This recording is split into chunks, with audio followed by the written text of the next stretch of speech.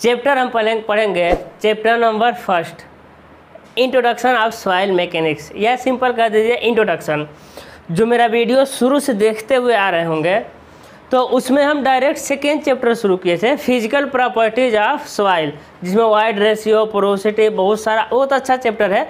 उसमें ही हम बताए होंगे कि चैप्टर नंबर 1 बहुत ईजी है, हम कभी इसको डील कर लेंगे। और दूसरी बात यह है कि वीडियो आने में कुछ टाइम लग गया है क्योंकि मेरा तबीयत कुछ डिस्टर्ब था। अभी भी देखेंगे कि अभी भी आवाज़ उतना क्लियर नहीं आ रहा है, अभी भी थोड़ा गला फंस रहा है, ठीक है। तो आप लोगों का हम सिलेबस कंप्लीट कर देंगे, लेकिन थोड़ा यही इशू है, अभी भी हमको लग रहा है 1 हफ्ते में थोड़ा अच्छे से होंगे, तो थोड़ा और प्रॉब्लम हो सकती है आपको, लेकिन हम प्रॉमिस किए हैं आपका चैप्टर अच्छे से कंप्लीट करेंगे, तो अच्छे से ही कंप्लीट होगा, डोंट वरी। और यदि आपको आज का क्लास थोड़ा सा इरिटेटिंग लगे तो उसके लिए सॉरी, क्योंकि अभी भी हम एकदम क्लियर मतलब कि अच्छे नहीं हुए, ठीक है। तो थोड़ा सा डिस्टर्ब लग सकता है, बाकी हम जैसे क्लियर होते हैं धूम धड़ाका क्लास आपका आने लगेगा, ठीक है। यानी आज सॉइल मैकेनिक्स का हम क्या पढ़ेंगे, इंट्रोडक्शन। फिर एक बार बता रहे हैं आज का क्लास नंबर 22 है, लेकिन चैप्टर हम पढ़ेंगे पहला। और आप लोग शुरू से मेरा क्लास देखते हुए आइए, इतना हम गारंटी दे सकते हैं, किसी से कंपेयर कर सकते हैं आप मेरे क्लास को, कहीं किसी टीचर से भी कंपेयर कर लीजिएगा, उसके बाद ही रुकिएगा। ऐसा कंटेंट क्वालिटी मतलब कि ऐसा कंटेंट आपको कहीं नहीं मिलने वाला, ठीक है। और नोट्स मेरे पास रेडी है, आपको नोट्स चाहिए तो SMS कर दीजिएगा व्हाट्सएप पे, आपको जानते हैं व्हाट्सएप नंबर डिस्क्रिप्शन में मिल जाएगा, अबाउट सेक्शन में मिल जाएगा, और क्लास में भी आता रहता है, ठीक है। हाँ चलिए देखते हैं। सबसे पहले हम देखेंगे कि सॉइल क्या होता है, ठीक है, यानी मृदा क्या होता है। तो सॉइल आपको पता है मृदा किसे कहते हैं, है ना, बड़ा बड़ा लिख रहे हैं। सॉइल किसे कहते हैं, चट्टान से विघटित मतलब होता है कि जो टूटे हुए है ना, चट्टानों से विघटित हुए नर्म व ढीला पदार्थ को क्या कहते हैं हम लोग, सॉइल कहते हैं। क्या सॉइल कठोर होता है, नहीं, क्या होता है, नरम होता है, ढीला होता है ना, नरम होता है, मिट्टी सब लोग जानते हैं। तो चट्टानों से विघटित हुआ नर्म व ढीला पदार्थ ही मेरा क्या कहलाता है, सॉइल कहलाता है। सिंपल है, कोई दिक्कत नहीं है। सॉइल के जन्मदाता यानी सॉइल के पिता किसे कहते हैं, सॉइल मैकेनिक्स का पिता किसे कहते हैं, कार्ल टरज़ागी को। आपके एग्जाम में नहीं आने वाला है। दूसरा हम क्या पढ़ेंगे कि सॉइल मैकेनिक्स किसे कहते हैं, सॉइल मैकेनिक्स यानी मृदा यांत्रिकी का किसे कहते हैं। तो मैकेनिक्स में आप जानते हैं फोर्स वगैरह का अध्ययन किया जाता है ना, यानी इंजीनियरिंग की वह शाखा जिसमें सॉइल को निर्माण पदार्थ तथा फाउंडेशन पदार्थ के रूप में अध्ययन किया जाता है, सॉइल मैकेनिक्स का कहलाता है। सिंपल है, ये भी हो गया, ठीक है। हाँ, ये दोनों आपके एग्जाम में नहीं आने वाले हैं, लेकिन एक फॉर्मेलिटी होता है कि भाई पढ़ने से पहले सॉइल क्या है, सॉइल मैकेनिक्स क्या है, उसको डिस्कशन कर दिए। आपके इस चैप्टर से बस 2 क्वेश्चन आएंगे। पहला सबसे क्वेश्चन आएगा आपका फॉर्मेशन ऑफ सॉइल का। क्या होता है आपका फॉर्मेशन ऑफ सॉइल, यानी मृदा का निर्माण कैसे होता है, या फिर इसका एक और नाम है जियोलॉजिकल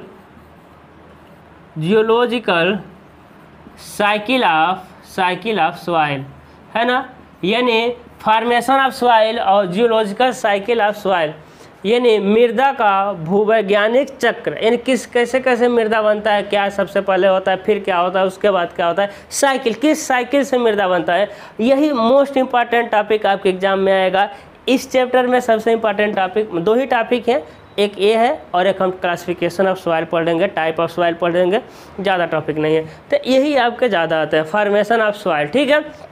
अब समझिएगा सबसे पहले क्या होता है, मृदा कैसे बनता है। सबसे पहले ना रॉक, चट्टान को आप जानते हैं, चट्टान मतलब आपका दिमाग सीधे माउंट एवरेस्ट पे ही गया होगा, नहीं, कोई भी चीज़ है ना जिसमें सॉइल का गुण पाया जाता हो, ठीक है, जो कठोर हो, उसे क्या कहेंगे, चट्टान कहेंगे, रॉक कहेंगे, ठीक है। हिंदी क्या हो जाएगा आपका, चट्टान होगा। अच्छा, मृदा कैसे बनती है, सबसे पहले चट्टान से क्या होगा, चट्टान के छोटे छोटे टुकड़े टूटेंगे, समझ रहे हैं, जिसे हम कहेंगे जो टुकड़े टूटेंगे उस टूटने की क्रिया को कहेंगे अपक्षय। अभी हम इसको डिटेल में समझाएंगे, है ना, सारी चीज़ों को डिटेल में समझाएंगे, पहले शॉर्टकट में समझाते हैं। फॉर्मेशन ऑफ सॉइल या जियोलॉजिकल साइकिल ऑफ सॉइल किसे कहते हैं, और कुछ उल्टा लिखा रहेगा डिस्टर्ब करेगा, क्योंकि बहुत अच्छा टॉपिक है तो इसको अच्छे से पढ़ते हैं। सबसे पहले चट्टान का क्या होगा, चट्टान से कुछ टूटेंगे, चट्टान क्या होगा, चट्टान का कुछ टूट फूट होगा, कुछ कण टूटेंगे। जिसे हम क्या कहेंगे अपक्षय। अब कैसे टूटेंगे हम सारी चीज़ों का डिस्कशन करेंगे, हड़बड़ाना नहीं है, ठीक है। आप देखिएगा, क्लास आपको अच्छा लगेगा थोड़ा सा, है ना। अभी हमको समझिए, जो नए लोग हैं, जो मेरा वीडियो पुराने देखते हुए आए होंगे, हम जानते हैं उनको कोई दिक्कत नहीं होगा, उनको यकीन होगा कि सर अच्छा ही पढ़ाएंगे, है ना। तो जो नए हैं थोड़ा सा आप रुकिएगा, ठीक है। तो क्या होगा, सबसे पहले चट्टान का टूट फूट होगा, जिसे आप अच्छे कहते हैं, इंग्लिश में कहते हैं वेदरिंग, है ना। बहुत लंबा क्लास नहीं होने वाला है, शायद देखते हैं कब तक मेरा गला साथ देता है, समझ रहे हैं। सबसे पहले चट्टान टूटा, समझ रहे हैं। सबसे पहले क्या हो गया, चट्टान टूटा। अब चट्टान टूटेगा तो वहीं थोड़ी रहेगा, वहाँ से कहीं ना कहीं वो जाएगा। बात को समझ रहे हैं। चट्टान टूट गया, मान लीजिए कि पहाड़ है ना, पहाड़ से कुछ कण टूटा, तो ऐसा थोड़ी टूट के वहीं रुक जाएगा, नहीं, वो कहीं ना कहीं जाएगा। यानी उसका क्या हो गया, आपका ट्रांसपोर्टेशन, है ना, यानी परिवहन होगा, है ना। ट्रांसपोर्टेशन इंग्लिश हमको नहीं पता, हिंदी लिख दिए। यानी चट्टान का टूट फूट हुआ, जिसे आप अच्छे कहते हैं। उस टूटे हुए कण, यानी है ना, वेदरिंग मटेरियल कहेंगे। जो टूटे हुए कण उसे क्या कहेंगे, वेदरिंग मटेरियल। अब वेदर मटेरियल कहीं गया, उस जाने की प्रक्रिया को क्या कहेंगे, परिवहन। अब ऐसा थोड़ी है कि चलता ही जाएगा, नहीं, वो कहीं ना कहीं जा करके रुकेगा, ऐसा नहीं ना चलता ही जाएगा, ठीक है। अब कैसे कैसे जाएगा वो भी हम देखेंगे, ठीक है। कौन कौन उसको लेके जाएंगे, ठीक है ना। जैसे पढ़ने जाते हैं ना, तो आपके दोस्त मिल जाएंगे, कहेंगे चलो पार्टी करते हैं, तो आपके दोस्त भी लेके जा सकते हैं। किसी और के भी साथ आप जाते होंगे, किसी और को आप लेके जाते होंगे, है ना। तो ऐसा नहीं ना कि चलते ही जाते होंगे, कोई बढ़िया सा रेस्टोरेंट मिलता है तो रुकते होंगे, है ना। तो उस परिवहन होगा, लेकिन कोई ऐसा कंडीशन आएगा कि रुकेगा, है ना। वहीं पे पूरा मृदा, जो कण होंगे, जो टूटे हुए कण होंगे, वो रुकेंगे। उसे हम कहेंगे जमाव, यानी डिपॉजिट। क्या हो जाएगा, वो उसका कण का क्या हो जाएगा, जमा हो जाएगा, ठीक है। वो कण क्या होंगे, जमते रहेंगे, ठीक है ना। जैसे हवा ले गया, तो हवा ले जा रहा है, दीवार पड़ा, दीवार पर टकरा करके मृदा को जमा दिया, समझ रहे। पानी लेके गया, वेलोसिटी जहाँ पानी का कम होगा, मिट्टी को जमा देगा। बहुत सारी चीज़ें हम 1 बाय 1 डिस्कशन करेंगे। तो चट्टान का टूट फूट हुआ, वो टूटे हुए कण को कहेंगे वेदरेड मटेरियल, ठीक है। उसे बहुत कुछ कहते हैं, ठीक है। उसके बाद वो गया, जाते हुए कहीं ना कहीं वो जम गया। अब जम जाने के बाद क्या होगा, मृदा थोड़ी बन जाएगा, नहीं, जमने के बाद क्या होगा, जमता जमता जाएगा। उसके बाद भूकंप आएगा, कभी ना कभी अनंत काल में कभी न कभी भूकंप आएगा, कभी न कभी ज्वालामुखी आएगी, है ना। यानी क्या होगा, अपहीवल, है ना। और ट्रांसपोर्टेशन का क्यों छोड़ते हैं, इसका भी इंग्लिश लिख देते हैं, लेकिन सही नहीं होगा, ट्रांसपोर्टेशन, ठीक है ना। अपहीवल मतलब होता है आपका उथल पुथल। क्या होता है मेरे लाल, उथल पुथल, है ना। अब क्या होगा, पृथ्वी का क्या होता है, उथल पुथल होता है। उथल पुथल से फिर क्या बनेगा, आपका राख बनेगा। उथल पुथल से राख, मिट्टी बनती है ना। बात को समझ रहे हैं। उथल पुथल होता है तो क्या होता है, नीचे का समान, नीचे का ऊपर, ऊपर का नीचे, तेरे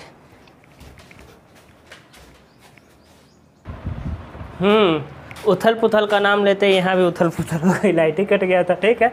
हाँ, अब समझ रहे हैं।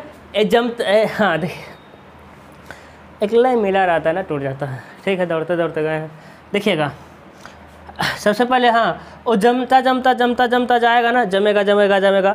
ऐसा भूकंप आएगा, कोई जमा हुआ पदार्थ नीचे दब जाएगा, फिर सड़ते यानी अपने प्रक्रिया द्वारा मिट्टी बन जाएगा। नीचे का जो था ऊपर आ गया, चट्टान बन गया। बात को समझ रहे हैं। उथल पुथल यानी ऊपर का नीचे, नीचे का ऊपर, इधर उधर हो जाता है ना। देखेंगे सारी चीज़ों को, ठीक है। जल्दी का इन्वर्टर ऑन किया ना, फिर दौड़ते दौड़ते गए, थक गए। अब समझिएगा, अब समझिए, एक क्या है आपका चट्टान कई प्रकार से होते हैं, है ना। हम इसको नहीं तो पढ़ने वाले हैं, वो बिल्डिंग मटेरियल का पार्ट है। अब चट्टान का क्या होगा, अपक्षय होगा। तो अपक्षय कितने प्रकार का होता है, हम सबसे पहले इसको देखते हैं। तो अपक्षय होगा आपका वेदरिंग कितने प्रकार से होगा, 2 प्रकार से। पहला होता है आपका फिजिकल वेदरिंग, यानी भौतिक अपक्षय, फिजिकल वेदरिंग। दूसरा क्या होगा आपका, है ना, जब घर का बड़ा लड़के का नाम सोनू हो गया तो छोटे वाले का मोनू होता है पता है कि नहीं होता है। तो पहला अपक्षय वेदरिंग, मतलब पहला वेदरिंग फिजिकल वेदरिंग, तो दूसरा केमिकल वेदरिंग, ठीक है। अब समझिएगा, यानी फिर अपक्षय वेदरिंग यानी मृदा का टूट फूट किसके कितने प्रकार से होंगे? 2 प्रकार से। एक होगा आपका भौतिक कारण, दूसरा होगा आपका रासायनिक कारण। ठीक है, अब समझिएगा। उसके बाद परिवहन देख लेते हैं। परिवहन कितने प्रकार से होंगे? परिवहन के कई साधन होते हैं, यानी किस किस साधन द्वारा परिवहित होगा? सबसे पहले समझिएगा हवा। क्या आंधी तूफान आती है तो उसमें मृदा रहती है, आपके आँख में पड़ती है कि नहीं पड़ती है? सर पड़ती है। तो मृदा का क्या कर रहा है? ट्रांसपोर्ट ही तो कर रहा है। तो क्या? हवा, है ना। Wind wind wind wind wind, है ना, यानी आंधी तूफान जो भी हो, है ना। ये हवा के द्वारा, आंधी के द्वारा क्या होगा? मृदा का ट्रांसपोर्ट होता है। उसके बाद क्या होगा आपका मतलब कि रनिंग वाटर। ठीक है ना। क्या हो जाएगा आपका? Running water. अब क्या नहर नदी देखते हैं तो नहर नदी कुछ उसमें धूल दिखाई देता है कि नहीं? क्या एकदम क्लीन दिखाई देता है? नहीं, उसमें धूल दिखाई दे रहा है। यानी नहर नदी के द्वारा भी थोड़ी थोड़ी मृदा जाती रहती है। अब जो लोग नहर देखे होंगे उनको पता होगा, बहुत दिनों बाद नहरों की सफाई होती है कि नहीं होती है? बालू निकाल के किनारे किनारे में फेंका जाता है, नहरों की सफाई होती है ना। तो यानी नहर में सफाई हो रही है तो नहर में कहाँ से आ जाता है वो मटेरियल? कहाँ से आता है? बालू। नहर में बालू आता है तो बालू तो समझिए कहाँ से आता है? और जो पहाड़ का बालू टूटा होगा सबसे पहले नदी में आया होगा, नदी से नहर में आया। यानी जो रनिंग वाटर होता है वो भी ट्रांसपोर्ट करता है किसका? टूटे हुए कण का। यानी हम टूटे हुए कण को कह रहे हैं वेदर्ड मटेरियल। क्या कहेंगे? वेदरिंग मटेरियल, वेदर्ड मटेरियल जो कहना है कह लीजिए, टूटे हुए कण, है ना, जिसे हम सेडिमेंट भी कहते हैं, बहुत नाम है इसका। ठीक है, तो विंड हो गया, रनिंग वाटर हो गया, या फिर ग्रेविटी, गुरुत्वाकर्षण बल द्वारा, है ना। मान लीजिए जहाँ ऐसा कंडीशन है कि जहाँ हवा भी नहीं, कुछ ऐसे मान लीजिए कण है, ऐसा थोड़ी है कि जो बड़े कण है उसको भी हवा उड़ा ले जाएगा, ऐसा नहीं है ना, नहीं है। मान लीजिए कुछ ऐसे कण है जिसको हवा उड़ा ही नहीं सकता, वहाँ पानी है ही नहीं, तब क्या हो गया? मान लीजिए पहाड़ है, पहाड़ से मृदा टूट के नीचे ऑटोमेटिक नीचे टूट कर चल गई, तो किसके कारण जा रही है? गुरुत्वाकर्षण बल के द्वारा, ग्रेविटी के द्वारा जाएगी, है ना। फिर एक होता है आपका ग्लेशियर द्वारा। चलिए अच्छे से ही लिख देते हैं, देख रहे हैं फिर खांसी आने लगा ना, ग्लेशियर द्वारा। ठीक है, आप लोग इतना व्हाट्सएप पे कमेंट, सर आधा अधूरा छोड़ दिए, मेरे भाई ऐसा नहीं है ना। जब हम प्रॉमिस, जब हम वचन दे दिए तो दे दिए, वचन ही मेरा शासन है। ठीक है, चलिए देखते हैं, है ना। अब ये 1 बाय 1 पहले समझ लेते हैं। ठीक है, अब समझिएगा। सबसे पहले वेदरिंग क्या होता है कि जब चट्टान का किसी कारण से टूट फूट होता है तो उस प्रक्रिया को क्या कहते हैं? वेदरिंग। उस प्रक्रिया को क्या कहते हैं? अपक्षय कहते हैं, तथा उस टूटे हुए पदार्थ को वेदर्ड मटेरियल कहते हैं। क्या कहते हैं? Weathered material. ठीक है, अब समझिएगा, वेदरिंग कितने प्रकार से होता है? 2 प्रकार से। कौन कौन से? फिजिकल वेदरिंग और केमिकल वेदरिंग। यानी जब चट्टान का टूट फूट भौतिक कारणों के द्वारा होता है तो उस प्रक्रिया को कहते हैं हम लोग फिजिकल वेदरिंग। अब भौतिक कारण कौन कौन से हैं देख लेते हैं। सबसे पहले समझिएगा, फिजिकल वेदरिंग में सबसे पहला आता है आपका विंड, है ना। सबसे पहले क्या आ जाएगा आपका? विंड। ठीक है, हवा। अब बताइएगा, एक बात समझिएगा, ये जो प्रक्रिया है ना, इतना स्लो है, इतना स्लो लाखों करोड़ों साल में होता है। इतना स्लो प्रक्रिया होता है कि इसको देखा नहीं जा सकता। ऐसा नहीं है कि आप खड़ा रहेंगे, कहेंगे चलो तुम कौन टूटो तुम वेदरिंग हो, है ना। नहीं वेदरिंग हो रहा है तो उसको तोड़ दीजिए। हाँ, अपने हाथ से भी तोड़ेंगे तो उसे कहेंगे फिजिकल वेदरिंग। ठीक है, कहे तोड़ दिए, अब पानी से बहवा दिए, है ना, पानी में डाले बह गया, क्या हो गया? वो क्या हो गया? ट्रांसपोर्ट। किसी से आगे हाथ लगा कर रोक दीजिए, कहिए हुआ डिपॉजिट। अब क्या कहिए? भूकंप लाइए, कहिएगा बनो मिट्टी तुमको देख रहा है। ऐसा नहीं है, मतलब इतना स्लो प्रक्रिया है कि इसको देखा नहीं जा सकता। इसका परिणाम लाखों करोड़ों साल बाद आते हैं। ठीक है, तो ऐसा मत सोचिएगा सर ऐसा होता ही नहीं है, क्योंकि हम जो एग्जाम्पल देने जा रहे हैं उसको उस पर आपको यकीन ही नहीं होगा, लेकिन यकीन करना पड़ेगा। थोड़ा सा इफेक्ट डालेगा कि नहीं डालेगा, है ना। थोड़ा भी डाला तो उसका रीजन हुआ। कहने का मतलब हम पहला कह रहे हैं कि भौतिक कारणों से होने वाला पक्ष है फिजिकल, यानी भौतिक पक्ष कहलाता है। यह निम्न कारणों से होता है। सबसे पहला होता है हवा। क्या लिखे हैं? हवा जब चलती है चट्टानों से टकराती है तो चट्टान का धीरे धीरे क्या करती है? तोड़ती है। यकीन नहीं होगा ना, लेकिन ऐसा करती है ना। बहुत थोड़ा ही करेगा ना, करेगा, हाँ करेगा, क्योंकि हवा में शक्ति होती है, ठीक है। यानी जब हवा चलती है तो चट्टान से टकराएगी तथा चट्टानों को धीरे धीरे तोड़ती है। यदि जो आंधी चल रही है, आंधी में धूल के कण हैं तो चट्टान से टकराने पर और ज़्यादा तोड़ेंगे, क्योंकि उसमें धूल के कण रहेंगे तो और तेज़ी टकराएंगे, तो चट्टान का क्या होगा, टूट फूट होगा। यह इसे क्या कहेंगे, फिजिकल भौतिक कारण होता है, यानी हवा चलने से, ठीक है। पहला हो गया। दूसरा क्या होता है, दूसरा होता है आपका रनिंग वाटर, रनिंग वाटर है ना।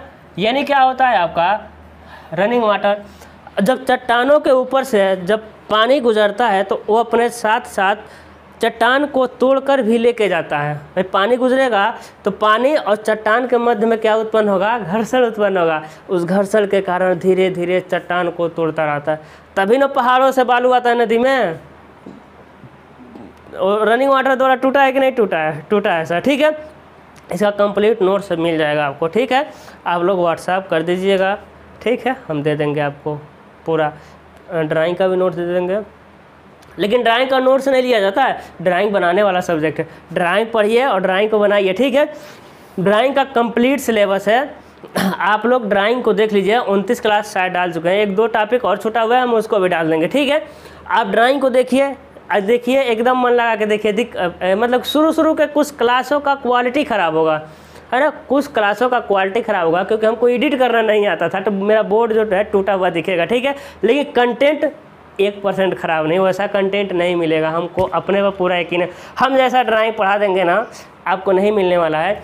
2 रीज़न है कि हो सकता है आप उसको न देखने का मन करे, नहीं देखने का मन करे, बोरिंग लगे, फिर भी आप उसको देख लीजिए, उसमें मटेरियल भरा हुआ है। क्या है कि क्वालिटी का मतलब कि उतना हमको एडिट करना नहीं आता था। और वो जो वीडियो बनाए हैं ना, अपने रूम में बनाए हैं। उस रूम है, मेरा रूम है ना, अगल बगल फैमिली वाले रहते हैं, तो हम उसमें इस तरह चिल्ला के नहीं बोल पाए हैं, उसमें धीरे धीरे बोले हैं, ठीक है।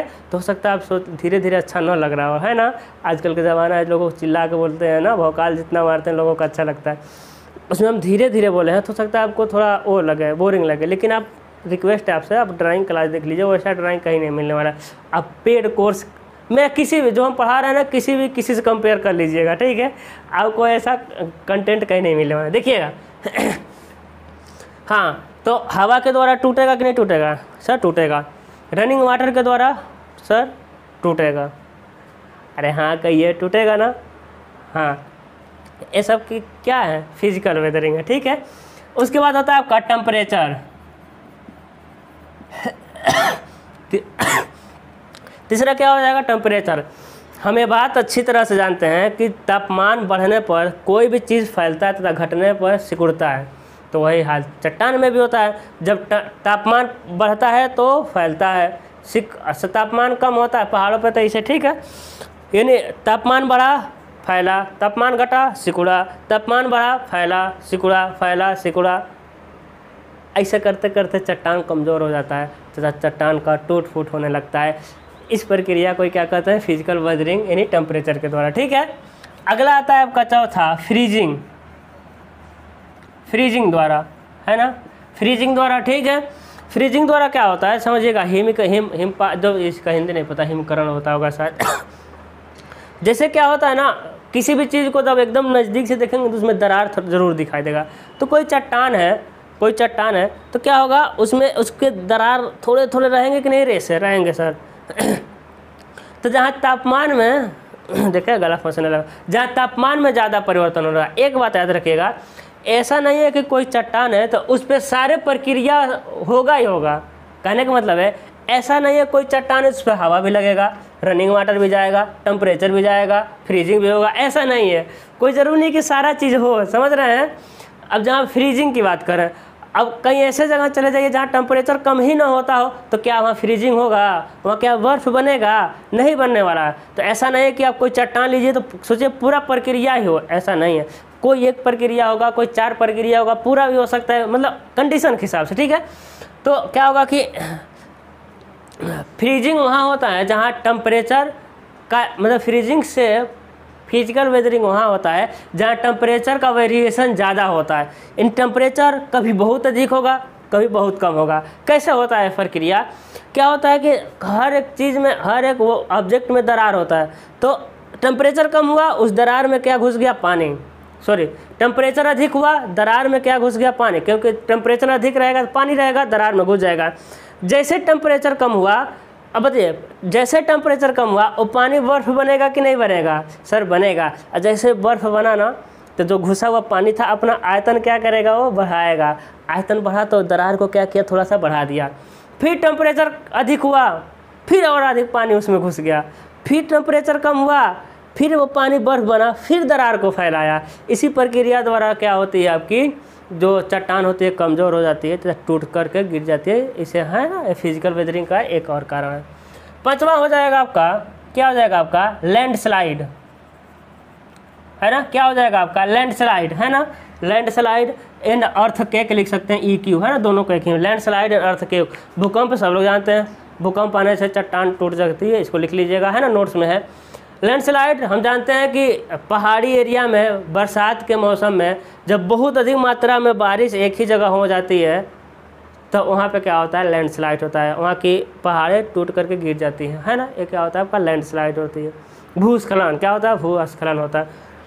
अब अधिक क्यों गिरता है ना, क्योंकि बहुत अधिक मात्रा में पानी एक ही जगह गिर जाता है तो वहाँ की मिट्टी कट करके गिर जाती है, ठीक है।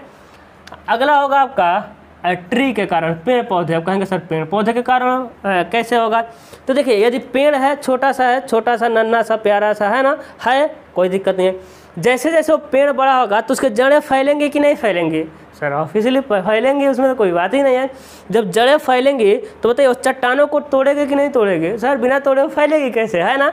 तो चट्टानों को तोड़ेगी, उससे चट्टानें क्या हो जाएंगे, थोड़ा कमज़ोर हो जाएंगे, तब उसका क्या हो जाएगा, टूट फूट हो जाएगा। अगला होता है सातवां, मिसलेनियस कारण, यानी विविध कारण, अन्य कारण। मिसलेनियस कारण क्या होता है, मान लीजिए आप पॉलिटेक्निक कर रहे हैं, नौकरी नहीं लगा, आपको भैंस चराना पड़ गया है ना, समझ रहे हैं ना। सऊदी सोचेंगे जाएंगे सऊदी जेई बनेंगे, और जब सऊदी जाएंगे तो ऊँट चराना पड़ गया, और जब ऊँट मुंह खोलेगा इतना बड़ा बड़ा तो डर के भगाएंगे, ठीक है। हाँ समझिए, मजाक था। यानी जब पहाड़ों पे आदमी चलेगा तो उसके पैर से कुछ कण टूटेंगे कि नहीं टूटेंगे, टूटेंगे। और जब आप जैसे जानवर चलेगा, उस पर गधा चलेगा, तो बताइए मतलब अपने ही तरह मान लीजिए, है ना, आदमी चलेगा, गधा चलेगा, जीव जंतु चलेंगे, तो उसके पैर से होकर कुछ कण टूटेंगे कि नहीं टूटेंगे, क्या टूटेंगे। तो ये अन्य कारण हो सकते हैं। मेरे भाई KGF में पहाड़ों को तोड़ा जाता है कि नहीं, विस्फोटक लगा के फोड़ा जाता है ना, रॉकी भाई, है ना। तो बताइए ये अन्य कारण होंगे ना, पहाड़ों को विस्फोटक लगा के खदानों वगैरह में तोड़ा जाता है ना। सलाम रॉकी भाई, देखे है ना, विस्फोटक लगा के मारते हैं, जब बम से उड़ जाता है पूरा। तो ये भी तो कारण ही है, आपको ये सब भौतिक कारण है, ठीक है। तो ये सारे इन सब के द्वारा क्या होता है, आपका फिजिकल वेदरिंग होता है। फिजिकल वेदरिंग कंप्लीट हो गया। अब क्या है, केमिकल, यानी रासायनिक तत्वों के परस्पर संगठन के द्वारा जब चट्टान का वेदरिंग होता है, पक्षय होता है, तो उसे कहते हैं हम लोग केमिकल वेदरिंग। ये 3 प्रकार से होते हैं। सबसे पहले होता है आपका ऑक्सीडेशन। ऑक्सीडेशन पहला क्या होता है आपका, ऑक्सीडेशन। जब वायुमंडल में उपस्थित ऑक्सीजन, जब वायुमंडल में उपस्थित ऑक्सीजन चट्टान के खनिज से क्रिया करके उसका वेदरिंग करती है, तो उसे कहते हैं ऑक्सीडेशन के द्वारा केमिकल वेदरिंग। आप कहेंगे कैसे करेगी वेदरिंग, अरे बताइए। ऑक्सीजन, सॉरी है ना, हम कह रहे हैं इरिटेट हो सकता है क्लास। ऑक्सीजन लोहे से क्रिया करता है कि नहीं, जंग लगता है कि नहीं लगता है सर। तो यदि जो चट्टान है उसमें आयरन की मात्रा ज़्यादा है, तो बताइए ज़्यादा क्रिया करेगा कि नहीं करेगा, सर क्रिया करके जंग लगाएगा, उससे वेदरिंग होगा, काफ़ी सर कोई दिक्कत ही नहीं है ना।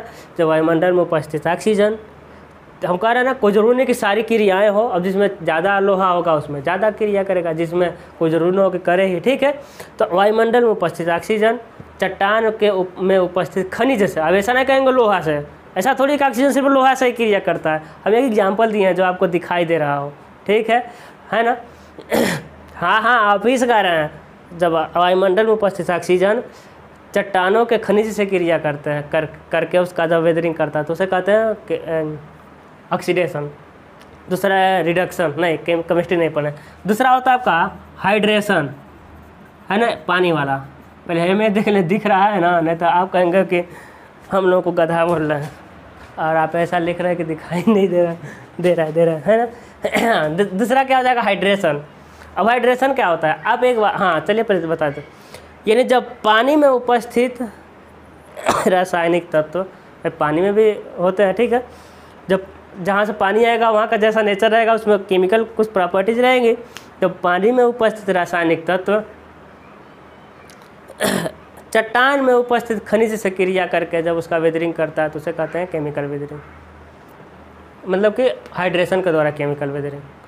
आप ये बताइए, कहेंगे पानी कैसे करेगा, ये बताइए। आपको चूना देखें जिसे घर की पुताई होती है, जब चूना लाते हैं तो उसमें पानी डालते हैं तो उसका रिएक्शन होता है कि नहीं होता है, होता है, कार्बन डाइऑक्साइड गैस निकलता है ना। अब किसी चूना द्वारा पुताई किए हुए घर में आपको पैक कर दिया जाए तो सांस लेने में दिक्कत होगा क्योंकि कार्बन डाइऑक्साइड गैस निकलता है, ठीक है। हाँ, तो रिएक्शन करता है, सब लोग देखे हैं। तो यदि जो चट्टान है उसमें चूने की मात्रा ज़्यादा है तो उसका वेदरिंग हाइड्रेशन के द्वारा वेदरिंग ज़्यादा होगा, है कि नहीं है ना। तीसरा होता है आपका कार्बोनेशन। क्या होता है आपका, कार्बोनेशन, ठीक है। जब वायुमंडल में उपस्थित कार्बन डाइऑक्साइड चट्टान में उपस्थित कैल्शियम, पोटेशियम, देख रहे हैं हम कितना मेहनत करना पड़ता है बनाने के लिए, कई बार लाइट भगता है, फिर इंतज़ार करिए, फिर बनाइए, ठीक है ना। एक लय बना रहा था वो खत्म हो जाता है। हाँ देखिएगा, कार्बोनेशन कैसे कहते हैं। जब वायुमंडल में उपस्थित कार्बन डाइऑक्साइड गैस चट्टानों में उपस्थित कैल्शियम, मैग्नीशियम, पोटेशियम, सोडियम इत्यादि से क्रिया करती है और चट्टान का वेदरिंग करती है, इसे कार्बोनेशन द्वारा केमिकल वेदरिंग कहते हैं, ठीक है। तो आपका वेदरिंग क्या हो गया, कंप्लीट हो गया, ठीक है। बताइए कोई डाउट है, समझ आया सर? आया, कोई कुछ है ही नहीं इसमें, हम पढ़ा देंगे तो आपको लगेगा कुछ है ही नहीं, ठीक है। अब ट्रांसपोर्टेशन यानी परिवहन और हम क्या देखेंगे, जमाव, दोनों को देखेंगे, ठीक है, परिवहन और जमाव को। अब देखिए परिवहन में, हाँ जब देखिए जब टूटे हुए कण, जिसे वेदर्ड मटेरियल कहते हैं, जब टूटे हुए कण एक जगह से दूसरे जगह पर जाते हैं तो उस जाने वाले प्रक्रिया को क्या कहते हैं, परिवहन।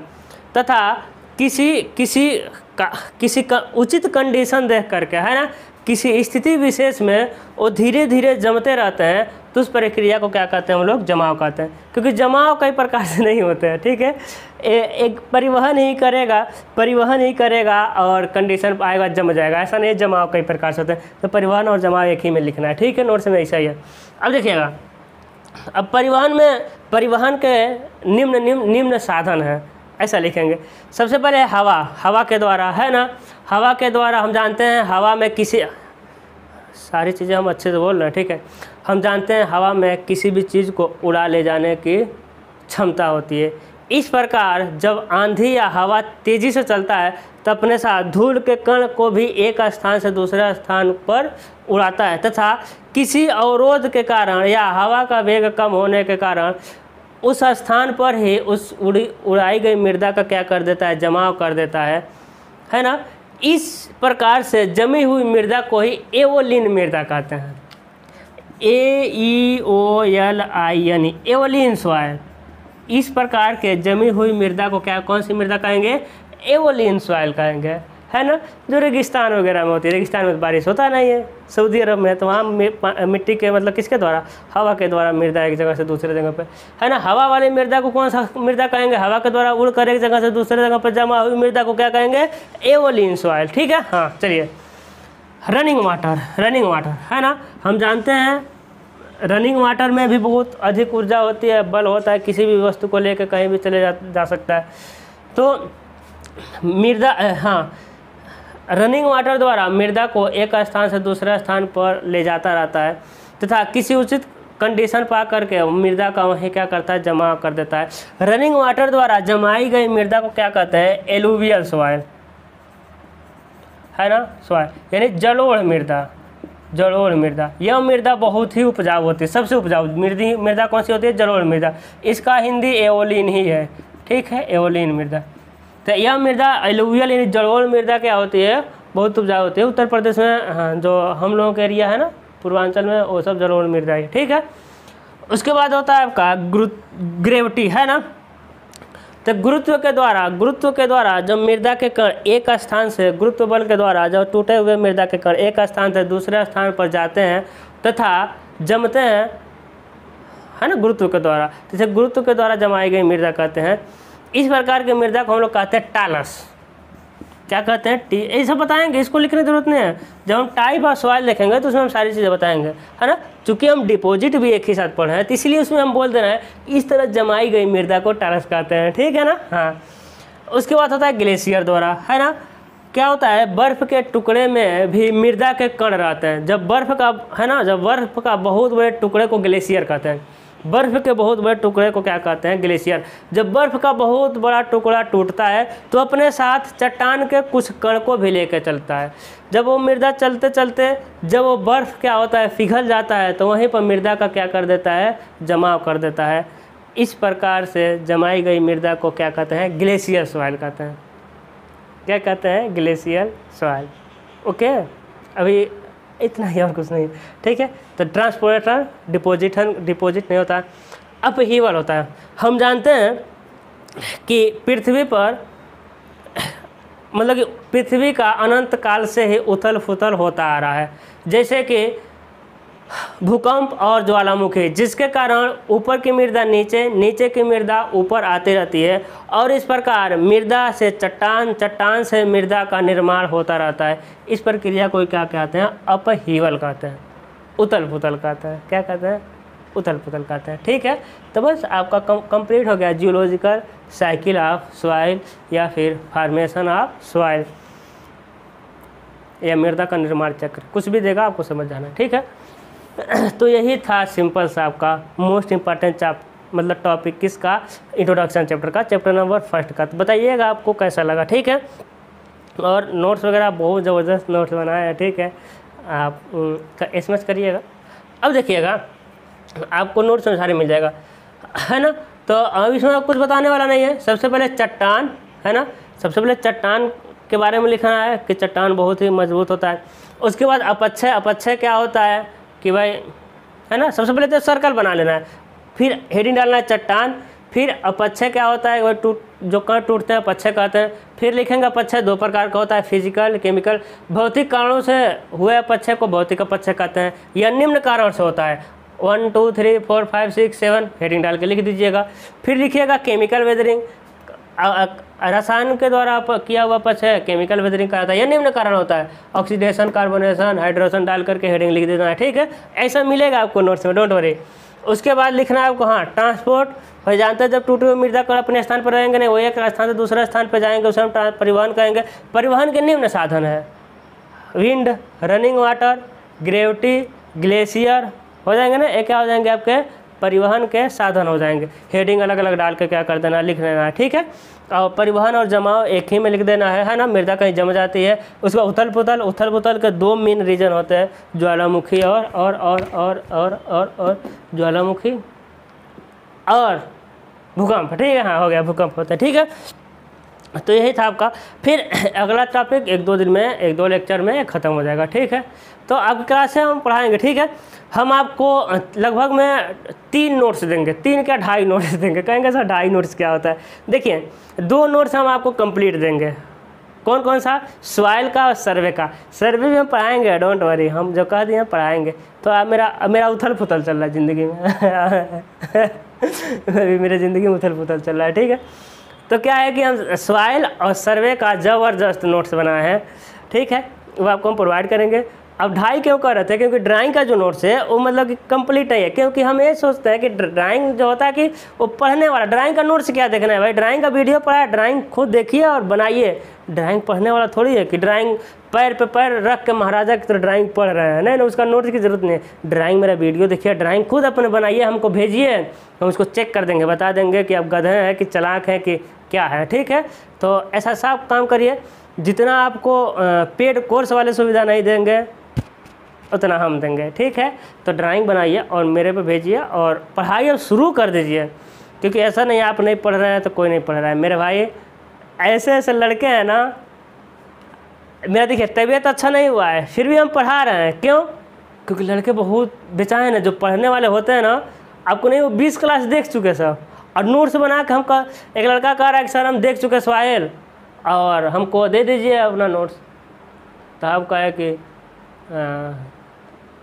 चलो ये बताओ, हम पूछ रहे हैं पूरा बता दे रहा है, हाँ पूरा बता दे रहा है। तो लड़के एक से एक पढ़े, जो 20 क्लास देख चुका और वो 20 क्लास में इतना मटेरियल है ना, हम मान गए कि लड़का है कुछ है, इतना अच्छा से पढ़ा था। ठीक है, ड्राइंग भी कर रहा था, सर ड्राइंग भी एक हफ्ता में हम ख़त्म कर देंगे। हम कहे कि हम नहीं मानेंगे, तुम ड्राइंग भेजो। तो ड्राइंग मैंने वो भेजा, हाँ और भेजा बनाया हुआ। ठीक है, और ड्राइंग भी उसका बहुत अच्छा है। तो ऐसा नहीं है आप घूम रहे हैं तो दुनिया घूम रही है, ना ना, आप घूम रहे हैं तो दूसरा कोई पढ़ रहा है और यही पढ़ा हुआ आगे काम आएगा, है ना। तो जिसको जाना जा सकता है, अब नहीं पढ़ाएंगे। ठीक है, तो आप लोग पढ़ाई शुरू कर दीजिए, नोट्स देंगे। आप लोग भी मेरा कुछ सपोर्ट करिएगा सारी चीज़ों की तरफ से। ठीक है, क्योंकि मिलजुल के चलेंगे तभी आगे बढ़ पाएंगे, क्योंकि अकेले है ना, अकेले। और चैनल सब्सक्राइब जरूर कर दीजिए। 60-62% ऐसे लोग हैं जो देखते तो हैं, सब्सक्राइब नहीं करते हैं। ठीक है, चैनल सब्सक्राइब कर दिया। अकेला आदमी इतना मेहनत करता है, सोचिए अकेले हम डालें 600 वीडियो के आसपास। ठीक है, तो बहुत मेहनत लगता है। ऑफलाइन भी पढ़ाते हैं, अपने भी पढ़ते हैं, हम भी एक स्टूडेंट ही अभी। ठीक है, देखते हैं स्टूडेंट है तभी तो मुस्कुराते रहते हैं, है ना। उसके बाद आप लोग ऑनलाइन भी पढ़ाइए, अपना भी पढ़िए। तो अकेले आदमी इतना कुछ कर रहा है ना, वीडियो को रिकॉर्ड करिए, एडिट करिए, अपलोडिंग करिए, बहुत टाइम लगता है, तो है ना। और सारी चीज़ें मतलब कि ताम झाम वाली है। तो आप लोग मेरा सपोर्ट करिए, थोड़ा थोड़ा, ज़्यादा नहीं। उसके बाद हम आपका सपोर्ट मिलजुल के हंसते खेलते पूरे सेमेस्टर को निकाल देंगे। ठीक है, तो आज के लिए बस इतना ही, मिलते हैं अगले लेक्चर में। All the very best. Welcome to Engineers Point. आज हम पढ़ेंगे सॉइल मैकेनिक्स का most important topic, type of soil. आज का क्लास नंबर 23 है, लेकिन हम पढ़ेंगे चैप्टर नंबर 1 का लास्ट टॉपिक। पिछले वीडियो में बताए थे, जो क्लास नंबर 22 था उसमें हम पढ़े थे फर्स्ट चैप्टर का first topic, formation of soil या जियोलॉजिकल साइकिल ऑफ सॉइल, है ना। बहुत पहले जब हम क्लास शुरू किए थे तो हम कहे थे कि फर्स्ट चैप्टर इजी है, कभी हम पढ़ा देंगे, तो कभी का दिन अभी है ना। तो 2 लेक्चर में 2 टॉपिक फर्स्ट चैप्टर में दोनों कंप्लीट हो जाएगा, यानी क्लास नंबर 22 और आज का क्लास नंबर 23 में चैप्टर नंबर 1 क्या हो जाएगा, आपका ख़त्म हो जाएगा। ठीक है, तो आज हम पढ़ेंगे टाइप ऑफ सॉइल। ठीक है, क्या पढ़ेंगे, टाइप ऑफ सॉइल, यानी मृदा का प्रकार, टाइप ऑफ सॉइल। ओके, अब समझिएगा मृदा कितने प्रकार से होती है। सबसे पहले हम क्या देखेंगे, भूगर्भिक वर्गीकरण, है ना। क्या देखेंगे, भूगर्भिक वर्गीकरण। ठीक है, तो भूगर्भिक वर्गीकरण के आधार पर मृदा कितनी प्रकार की होती है, 2 प्रकार की। कितनी प्रकार की होती है मृदा, 2 प्रकार की होती है। पहला होता है आपका अवशिष्ट मृदा, पहला क्या मिलेगा आपको, अवशिष्ट मृदा, और दूसरा क्या मिलेगा आपको, स्थानांतरित मृदा, है ना। क्या मिलेगा, स्थानांतरित मृदा। ठीक है, अवशिष्ट मृदा को क्या कहते हैं, रेजिडुअल सॉइल।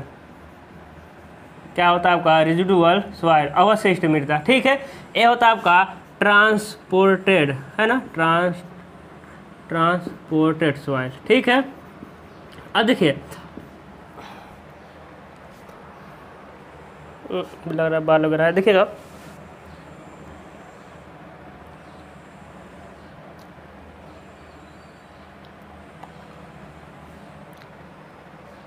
देखिए स्थानांतरित सॉइल के बारे में तो क्लास नंबर 22 से ये आप जानते हैं ना कि किसी माध्यम से मृदा जब एक स्थान से दूसरे स्थान पर चली जाती है तो उसे मृदा का स्थानांतरित करते हैं। जो मृदा जाएगी उसे स्थानांतरित मृदा कहते हैं ना। तो इसके बारे में तो हम बहुत जल्दी समझा देंगे।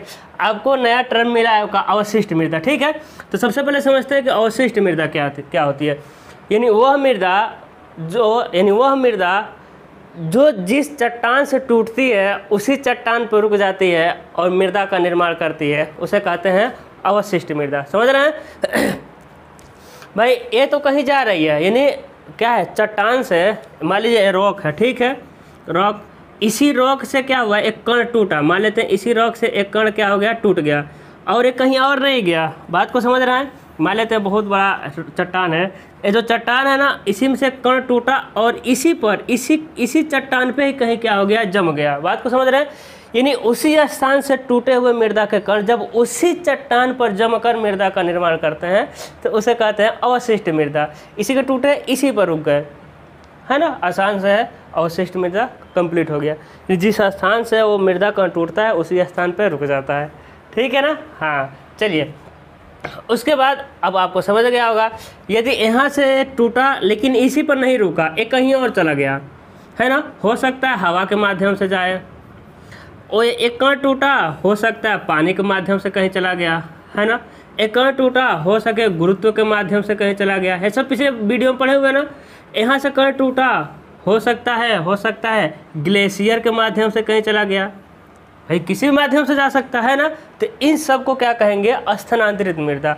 अब समझिएगा, यानी वह मृदा कण जो गुरुत्व के माध्यम से, है ना, जो वह मृदा कण जो गुरुत्व के माध्यम से एक जगह से दूसरे जगह जाते हैं। हम बता रहे थे ना, हो सकता है मृदा कण थोड़ा बड़ा हो, वहाँ बड़े मृदा कण को तो हवा ले नहीं जाएगा, हो सकता है वहाँ कुछ, हो सकता है वहाँ पानी हो ही ना, तो मृदा खुद पहाड़ से टूटेगा और नीचे गिर जाएगा, ठीक है ना। तो किसके प्रभाव से गिर रहा है, गुरुत्व के प्रभाव से। तो यदि मृदा के कण गुरुत्व बल के प्रभाव से एक जगह से दूसरे जगह पर जाते हैं और जमकर मृदा का निर्माण करते हैं, तो इस प्रकार के मृदा को हम कहते हैं टालस सॉइल। क्या कहते हैं, टालस सॉइल। तो स्थानांतरित मृदा में सबसे पहला मृदा क्या आता है आपका, टालस सॉइल आता है। क्या आता है, टालस सॉइल, ठीक है। उसके बाद जब मृदा के कण पानी रनिंग वाटर के द्वारा एक जगह से दूसरे जगह पर जाकर जमकर मृदा का निर्माण करते हैं तो उसे कहते हैं हम लोग जलोढ़ मृदा, है ना, एलुवियल सॉइल। क्या हो जाएगा आपका, एलुवियल सॉइल। ये दूसरी प्रकार की मृदा हो गई, स्थानांतरित का सारा प्रकार है ना। हम डिटेल में नहीं लिखवा रहे हैं क्योंकि एलुवियल सॉइल आपको पता है, सारा चीज़ हम पीछे बताएं कि नदी के माध्यम से या नहर के माध्यम से उसमें पानी में मृदा के कण मिले रहेंगे, जहाँ उसकी वेलोसिटी कम होगी वहीं पर उसको जमा कर देंगे, है ना। उसके बाद हवा के द्वारा जब मृदा एक स्थान से दूसरे स्थान पर जा करके जमकर मृदा का निर्माण करते हैं तो उसे कहते हैं एओलिन सॉइल। क्या हो जाएगा आपका, एओलिन सॉइल, है कि नहीं, बताइए, बताएं कि नहीं बताएं कि मृदा कण उड़ेगा, कोई बाधा आ जाएगी, कोई रुकावट आ जाएगा या फिर हवा का वेलोसिटी कम हो जाएगा तो मृदा वहीं जम जाएगा। तो हवा के द्वारा मृदा जब एक स्थान से दूसरे स्थान पर जाकर जमती तो उसे कहते हैं एओलिन सॉइल, है ना। और जब ग्लेशियर के माध्यम से एक स्थान पर से दूसरे स्थान पर जाकर जमते तो उसे कहते हैं ग्लेशियर सॉइल, है ना, ग्लेशियर सॉइल, हिमानी मृदा, है ना। हिंदी देख लीजिए, है ना। पहला टालस का टालस ही होता है, एलुवियल मतलब होता है जलोढ़ मृदा, एओलिन ही होगा, ग्लेशियल हिमानी मृदा या ग्लेशियर मृदा कह सकते हैं, ठीक है। ये सब किसके प्रकार हैं आपके, ट्रांसपोर्टेड के, ठीक है। इसी में पांचवा आपका आ जाएगा आपका मैरीन सॉइल, है ना, मैरीन सॉइल, ठीक है। अब ये मृदा जब पानी के द्वारा जा रहा है तो हो सकता है नदी में न रुके, हो सकता है ना नदी में न रुके, वो सीधे कहाँ चले जाए, आपका समुद्र में चला जाएगा, ठीक है। तो समुद्र के तली में जमी हुई मृदा को क्या कहते हैं, मैरीन सॉइल कहते हैं। क्या कहते हैं, समुद्री मृदा कहते हैं। क्या कहते हैं, समुद्री, नाम से कन्फर्म है, समुद्री मृदा, है ना, हिंदी इसका होगा समुद्री मृदा। एक आता है आपका लेकेस्ट्रीन सॉइल, LACSTRIN, लेकेस्ट्रीन सॉइल, है ना। छठा क्या आ जाएगा आपका, लेकेस्ट्रीन, यानी इसका होता है सरोवरी मृदा। हिंदी क्या हो जाएगा आपका, सरोवरी, है ना। सरोवरी क्या होता है आपका, तालाब को सरोवर कह सकते हैं लेकिन तालाब को नहीं कहेंगे, ठीक है। जब मृदा के कण झील के तली में, है ना, लेक होता है ना, झील बहुत बड़ा होता है, तालाब छोटा होता है ना, तालाब को नहीं कहेंगे, क्या कहेंगे, झील। जब मृदा कण झील के तली में जमकर जब मृदा का निर्माण करते हैं तो उसे कहते हैं लेकेस्ट्रीन सॉइल, यानी सरोवरी मृदा, समझ रहे हैं। तो ये था आपका अवशिष्ट भूगर्भिक वर्गीकरण में दो प्रकार का वर्गीकरण कहते हैं। एक होता है अवशिष्ट मृदा, अवशिष्ट मृदा उसी पर टूटता है, उसी पर जम जाता है। दूसरा होता है स्थानांतरित मृदा, टूट करके किसी न किसी माध्यम से एक जगह से दूसरे जगह पे हो जाता है, तभी तो उसका नाम स्थानांतरित है। जब गुरुत्व के द्वारा जाएगा टालस सॉइल, पानी के द्वारा जाएगा एलुवियल, हवा के द्वारा जाएगा तो एओलिन, ग्लेशियर के द्वारा ग्लेशियर, जब समुद्र के तली में जमेगा तो मैरीन सॉइल, जब झील के तली में जमेगा तो उसे कहेंगे लेकेस्ट्रीन सॉइल, ठीक है। ये था आपका पहला, ठीक है, पहला, है ना, पहला वर्गीकरण।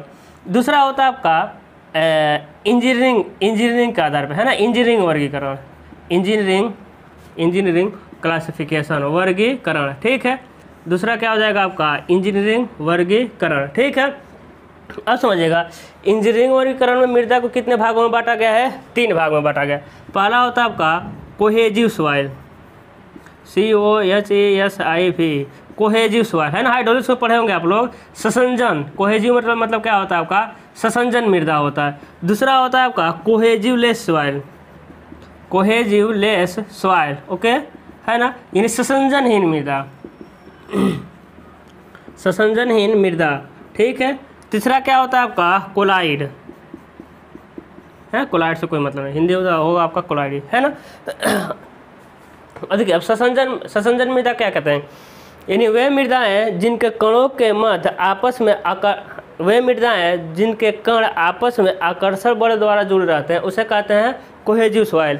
जैसे कि हो जाएगा आपका, जैसे कि इसका एग्जाम्पल हो जाएगा सिल्ट और क्ले, है ना। अब समझिएगा, अभी आपको समझ आ जाएगा हम क्या बोल रहे हैं कि कोहेजिव सॉइल किसे कहते हैं, ससंजन मृदा का किसे कहते हैं, यानी वे मृदा जिसके कण एक दूसरे से आकर्षण बल द्वारा जुड़े रहते हैं तो उसे कहते हैं ससंजन सॉइल। दूसरा होता है आपका ससंजनहीन सॉइल, यानी वे मृदा के कण जो एक दूसरे से आकर्षण बल द्वारा नहीं जुड़े होते हैं उसे कहते हैं ससंजनहीन सॉइल। जैसे कि सैंड, बालू। अब बताइएगा, बालू देखकर आपको पता चल जाएगा क्या जो बालू होता है, बालू, सैंड और ग्रेवल, ठीक है। तो जो बालू होते हैं, क्या बालू के सभी कण एक दूसरे से जुड़े रहते हैं? नहीं, बालू उठाइएगा सब क्या मिलेंगे, इधर उधर मिलेंगे, है ना। कोई इधर मिलेगा, कोई मतलब नहीं रहेगा। तो बालू के कण एक दूसरे से आकर्षण बल द्वारा नहीं जुड़े हुए हैं तो उसे कहेंगे ससंजनहीन सॉइल, है ना। या फिर बालू से बड़ा होता है ग्रेवल। अब चले जाइए, क्या बोलते हैं, नदी या कहीं किसी के पानी रनिंग वाटर के किनारे तो छोटे छोटे टेढ़े मेढ़े पत्थर मिलेंगे, मान लीजिए वो ग्रेवल है, वो भी तो इधर उधर क्या चिपके रहते नहीं। लेकिन अब चिकनी मिट्टी को देख लीजिए, चिकनी मिट्टी एक दूसरे के द्वारा चिपकी रहती है कि नहीं, है ना, चिकनी मिट्टी।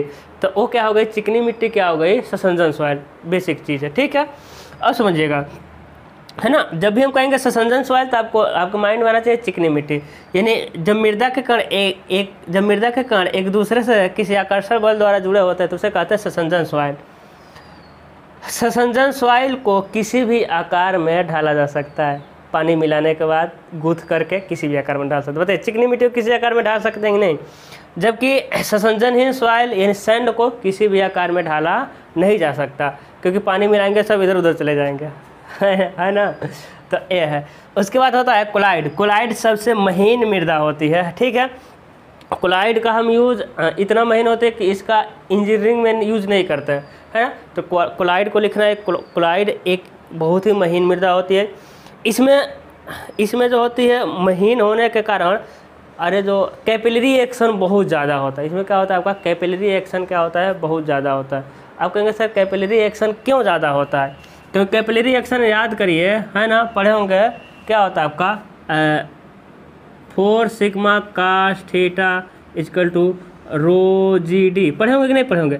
जब मृदा क्या है ना बहुत महीन है, जब कोलाइड होती है बहुत महीन होता है, इसका इंजीनियरिंग में यूज़ नहीं करते। जब मृदा बहुत महीन है तो मृदा कणों के बीच में रंध्र स्थान एकदम कम होगा। मृदा कणों के बीच रंध्र स्थान, खाली स्थान एकदम कम होगा। कैसे कम होगा, आप एक चरा आटा ले लीजिए, एक चावल ले लीजिए। हम आपसे पूछें आटा और चावल में कौन सा कण मतलब कौन से कण छोटे हैं, तो आटा वाला कण क्या है, छोटा है, ठीक है। आटा वाला छोटे छोटे कण होते हैं, चावल वाले बड़े बड़े कण होते हैं। अरे बना के खाना नहीं है, जो बिना बना हुआ है वो। उसके बाद समझिएगा, हम कह दें कि भाई आटा का कण तो छोटे छोटे होता है, चावल का बड़ा बड़ा, लेकिन जो आप किसी डब्बे में रखते होंगे तो किसमें होल ज़्यादा रहेंगे, कणों के बीच में किसमें बड़े बड़े होल रहेंगे। तो आप कहेंगे सर चावल के कण बड़े हैं तो उसके बीच में बड़े बड़े होल रहेंगे, जबकि आटे के बीच में बहुत छोटे छोटे होल रहेंगे ना, एकदम पैक रहेगा। तो छोटे छोटे होल हो गए तो यानी डाया का मान क्या हो गया, कम हो गया। जब डाया का मान कम हो गया, जब ए का मान होता है तो कैपिलरी एक्शन की वजह से क्या होता है, ऊंचाई बढ़ जाती है, ज़्यादा ऊंचा तक क्या होता है आपका, ज़्यादा ऊंचा तक जाता है, ठीक है। तो ये था आपका क्या इंजीनियरिंग वर्गीकरण। तीसरा होता है आपका कण। देखिए मेन छोटे में आएगा तो इतना ही लिख देना है, कण के आकार के आधार पर, कण के आकार के आधार पर, ठीक है। अब देखिएगा कण के आकार के आधार पर हम पढ़ाएंगे नहीं, ठीक है। क्यों, क्योंकि शुरू से यदि आप वीडियो देखते हुए आए होंगे तो बीच में चैप्टर मिलेगा क्लासिफिकेशन ऑफ सॉइल, तो क्लासिफिकेशन ऑफ सॉइल में बहुत ही डिटेल्स हम सॉइल को पढ़ाए हैं, ठीक है। तो उसमें आ जाएगा cobble, boulder, gravel, silt, clay, है ना, बहुत सारी चीज़ें हैं, बहुत क्लासिफिकेशन हम पढ़ा चुके हैं। तो कण के आधार पर पढ़ाने की जरूरत नहीं है। यदि आप डायरेक्ट इस वीडियो को देखने आए हैं तो रिक्वेस्ट है आपसे, आप शुरू से वीडियो देखते आइए, आपको आनंद आ जाएगा। हाँ आप कहेंगे कि हाँ हमें कोई क्लास मिला है, कहेंगे कहाँ थे सर अभी तक कहाँ थे, ठीक है। तो आपसे रिक्वेस्ट है आप शुरू से वीडियो को देखते हुए आइए, है ना। उसके बाद होता है आपका चौथा, होता है आपका प्लास्टिसिटी के आधार पर, प्लास्टिसिटी के आधार पर, है ना। इसको भी नहीं पढ़ाना हमको, क्योंकि इसको भी हम क्या किए हैं पिछले क्लास में पढ़ा चुके हैं, है ना। और अब पहले चैप्टर में, ठीक है, तो कोई मतलब नहीं है। कण के आधार पे हम बताएं, प्लास्टिसिटी के आधार पे हाईली कंप्रेसिबल क्ले, है ना, intermediate compressible clay, low compressible clay, है ना, सिल्टी क्ले, बहुत सारी चीज़ें होती हैं। तो प्लास्टिसिटी के आधार पर मृदा का वर्गीकरण पढ़ा चुके हैं, आप लिख सकते हैं। प्लास्टिसिटी क्या होता है कि मृदा को कितनी आसानी से किसी निश्चित आकार में ढाल सकते हैं, वही क्या होता है आपका प्लास्टिसिटी होता है। प्लास्टिसिटी का गुण सिर्फ संजन सॉइल में होते हैं, सिल्ट और क्ले में। तो मृदा को कितनी आसानी से किसी निश्चित आकार में ढाल सकते हैं, उसे हम क्या कहते हैं, सुघट्टता कहते हैं। सुघट्टता, प्लास्टिसिटी मतलब होता है सुघट्टता के आधार पर वर्गीकरण, ठीक है। इसको मिटाते हैं।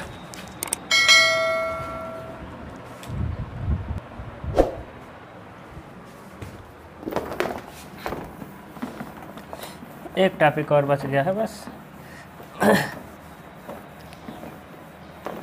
और वीडियो का आप लोग शेयर करिए, ठीक है। आज का कल का क्लास नहीं करिएगा नहीं तो कहेंगे माइटर का आवाज़ कैसा है, ठीक है ठीक है ना। वीडियो को ज़्यादा लोगों तक शेयर करिए, क्योंकि आप चाहते हैं यदि फ्री में पढ़ना तो शेयर करना, है ना। चलिए अब देखेंगे, आता है ससंजन और ससंजनहीन में अंतर, ठीक है।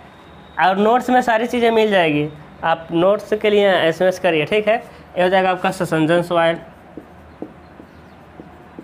ससंजन मृदा, ये हो जाएगा आपका ससंजनहीन सॉइल, ससंजनहीन मृदा, ठीक है। अब ससंजन मृदा माइंड में आपको क्या रखना है, क्ले रखना है, मिट्टी, चिकनी मिट्टी ना, माइंड के लिए बता रहे हैं, याद करना। इसके लिए रख लीजिएगा बालू, रख लीजिएगा, है ना। अभी देखिए फटाक से लिख देकर, ससंजनहीन मृदा क्या होते हैं, साइज में होते हैं आपके छोटे, ससंजन मृदा साइज में छोटे होते हैं। ये क्या होते हैं महाराज, ये साइज में बड़े होते हैं। एक इसमें क्या होता है ना, प्लास्टिसिटी का गुण होता है, यानी सुघट्टता का गुण होता है। ये सुघट्टता का गुण होता है, इसमें सुघट्टता का गुण नहीं होता, है ना। सुघट्टता का गुण नहीं होता। अब सुघट्टता हम बताए थे, किसी मृदा को किसी आकार में कितनी आसानी से ढाल सकते हैं, इसे कहते हैं सुघट्टता, है ना। जब कुम्हार बनाता है ना तो सुघट्ट मिट्टी को ही वो बना सकता है अपने, जो भी बनाना हो, है ना। तो मृदा को कितनी आसानी से किसी आकार में हम ढाल सकते हैं, उसे कहते हैं सुघट्टता। तो क्या चिकनी मिट्टी को में सुघट्टता का गुण होता है, तभी तो चिकनी मिट्टी को किसी भी आकार में ढाल सकते हैं। बालू को ढाल सकते हैं, नहीं ढाल सकते, है ना। अगला होता है आपका इसकी पारगम्यता कम होती है, तो इसको लिख देना है, इसकी पारगम्यता अधिक होती है। अब पारगम्यता मतलब क्या होता है कि कोई भी लिक्विड किसी सरफेस के एक तरफ से दूसरी तरफ से निकल जाती है, तो उसे कहते हैं हम लोग पारगम्यता, है ना। जैसे आप ले लीजिए फोम ले लीजिए, एक तरफ पानी डालेंगे तो दूसरी तरफ निकल जाएगा। फोम का मेरा कपड़ा ले लीजिए, यहाँ पानी डालेंगे तो इस रास्ते निकल जाएगा, यानी इसमें पारगम्यता का गुण है। अब मार्कर का क्या, यहाँ डालेंगे तो इस रास्ते निकलेगा नहीं, तो इसमें पारगम्यता का गुण नहीं है ना। आपके माइंड में भी किसका गुण है, पारगम्यता का गुण है। इधर से घुसता है, उधर से निकल जाता है ठीक है ना।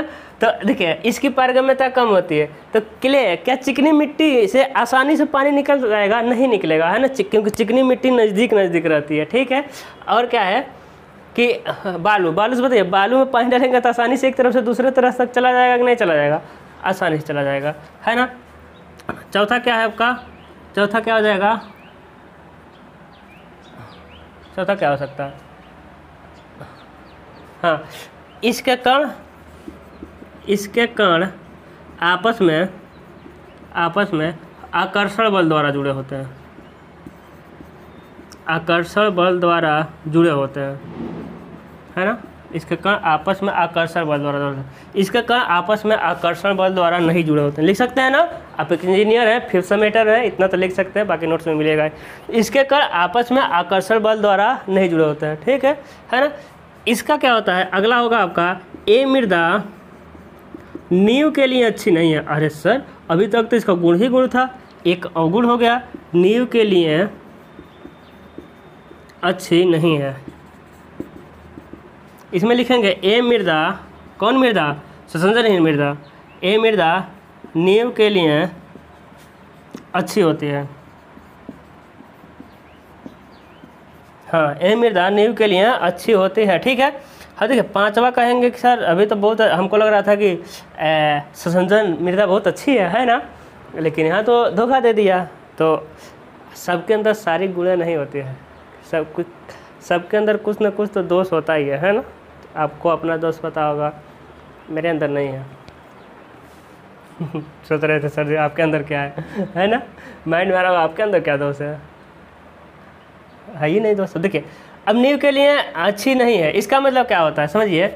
अब क्यों अच्छी नहीं है, भाई नहीं है तो नहीं है। अब देखिए क्या है कि चिकनी मिट्टी है। अब कोई भी जब काम होता है, अब अपने और मेरे घर का 1-2 मंजिले वाला घर मत समझिएगा, कोई भी काम होगा देखेंगे उस पर रोलर चलता है, उसमें दुरमुट से कुटाई करते हैं, यानी कहने का मतलब कंपेक्शन करके उसमें से हवा पानी को निकालते हैं, समझ रहे हैं ना। ये जो चिकनी मिट्टी है ना, ये इतना अच्छे से पकड़ी रहती है कि इसमें से पानी जल्दी से नहीं निकलता है, निकलेगा नहीं, कितना भी चलाएंगे वो निकलेगा ही नहीं जल्दी से। और जब पानी पूरा अच्छे से नहीं निकल पाता है ना, बात को समझिएगा, है ना। आप घर बना रहे हैं, 1-2 मंजिल की बात नहीं है, बड़े बड़े बिल्डिंग की बात कर रहे हैं, ठीक है। ऐसा ना कि सोचने लगिएगा कि ये मेरा तो उसी पर टिका है, चिकनी मिट्टी पे हम टिका दिए सर 2 मंजिला घर, मेरा तो 25 साल से चल रहा है, ठीक है। हाँ भाई, कंपेयर करने में इससे अच्छा है, ऐसा थोड़ी दोनों पे घर बनेगा, दोनों पे टिकेगा, लेकिन जब दोनों में कंपेयर करेंगे तब इससे ए अच्छी है, ठीक है ना। ऐसा नहीं कि मतलब एक ख़राब है, इस पर चिकनी मिट्टी पे घर नहीं बनेगा, ऐसा नहीं है, कंपेयर करने में ख़राब है, ठीक है ना। हाँ, अब देखिए, ए मृदा नींव के लिए अच्छी नहीं है, ए मृदा नींव के लिए अच्छी है। तो इसमें क्या होता है, मतलब कि कंपेक्शन करेंगे तो पानी जल्दी से नहीं निकलता है। जब पानी जल्दी से नहीं निकलता है तब क्या करेंगे, जब घर बना देंगे उस पर, तो बहुत दिनों बाद धीरे से पानी जब निकलेगा ना तो आपका घर क्या हो जाएगा, एक तरफ से टेपर हो जाएगा। बहुत दिनों बाद जब पानी निकलेगा तब उसका कंपेक्शन होगा तो आपका घर में क्रैक हो जाएगा, कुछ भी हो जाएगा, डिस्टर्ब कर देगा। क्लियर हो गया होगा बात को। जैसे कि ए जो है आपका ससंजनहीन मृदा, ये मोटी होती है, इस पर बालू अगर मतलब इस पर दुरमुट से चलाने पर या फिर रोलर चलाने पर या कंपेक्शन करेंगे ना तो पानी और हवा जल्दी से निकल जाता है। तो जितना निकालना था निकल गया, उसका घर बना देंगे तो अब निकलने वाला नहीं है, तो यानी बाद में दबने वाला नहीं है, तो एक क्या रहता है, सेफ रहता है। लेकिन इसका कोई भरोसा नहीं है। आप खूब कंपेक्शन किए ठीक है, लेकिन ये अच्छे से पानी इसमें से नहीं निकल पाता है ना, हवा पानी अच्छे से नहीं निकल पाएगा, हवा से निकलेगा, पानी जल्दी से नहीं निकलेगा। अब भविष्य में कभी ये पानी निकाला, थोड़ा सा भी अंतर हुआ तो डिस्टर्ब कर देगा। इसलिए ये जो चिकनी मिट्टी यानी ससंजन मृदा होती है वो नींव के लिए अच्छी नहीं मानी जाती है। आज के लिए बस इतना ही। आपका फर्स्ट चैप्टर भी क्या हो गया, आपका कंप्लीट हो गया। अब क्या होगा कि कुछ दिनों तक हम रोकेंगे, इसको मतलब किसको, सॉइल को, ठीक है। तो घबराना नहीं, हम कोर्स कंप्लीट करेंगे, थोड़ा थर्ड सेमेस्टर पे भी ध्यान दे दें, ठीक है।